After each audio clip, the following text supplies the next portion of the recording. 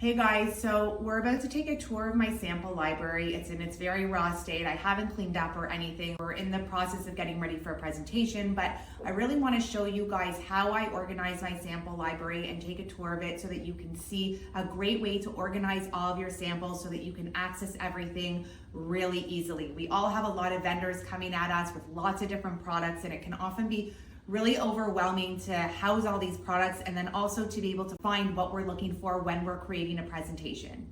Now, obviously we have all different working conditions. Some people have offices, some people are working from home, and you don't have to have such a large scale sample library, but this is a really good foundation in how you can organize your samples, whether you're housing fabrics or wall covers or a little bit of stone.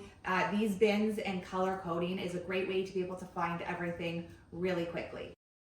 Okay, so now we're in front of the fabric wall. This is how we store all of our fabrics. We store them in these really great bins I got from IKEA, and I like to color code everything. I've used Benjamin Moore paint chips, so you can see I can easily access the different colors that I'm looking for, and I separate all of my fabrics by solids and patterns. So up here I have all of my dark gray solids, and then below I have my dark gray patterns, and I do that for every color. For fabrics that are very common, for example, like velvets and vinyls, we're going to move over to this wall. So I have my velvets color coded separately by color, and my vinyls color coded separately in their bins.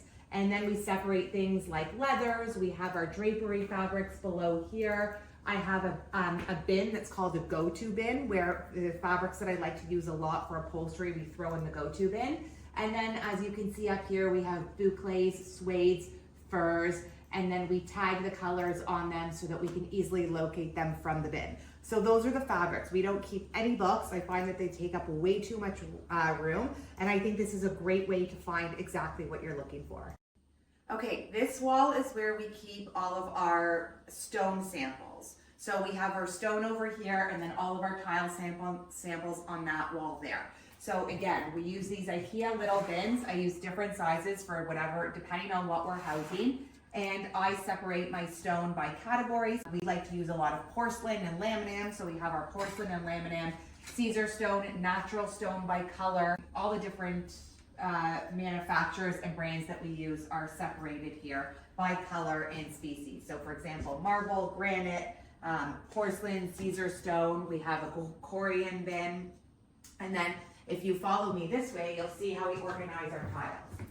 So again, tiles are organized by mosaics, penny rounds. We have porcelain, natural stone by color, and obviously you can't house everything, so I like to just house what we use the most. Now we're at our wallpaper wall. So again, I got these great bins from IKEA. They're binder tab bins, but we use them for wall covers, and we do a similar thing as fabrics. We color coordinate. We use the Benjamin Moore paint chips, and then I like to categorize them by the ones that I use the most. So for example, we use a lot of woods, natural textures, wall cover, light textures, exotic patterns, dark texture, marble, stone, and concrete. And again, we can easily find what we're looking for. We don't take any books, we only have loose samples.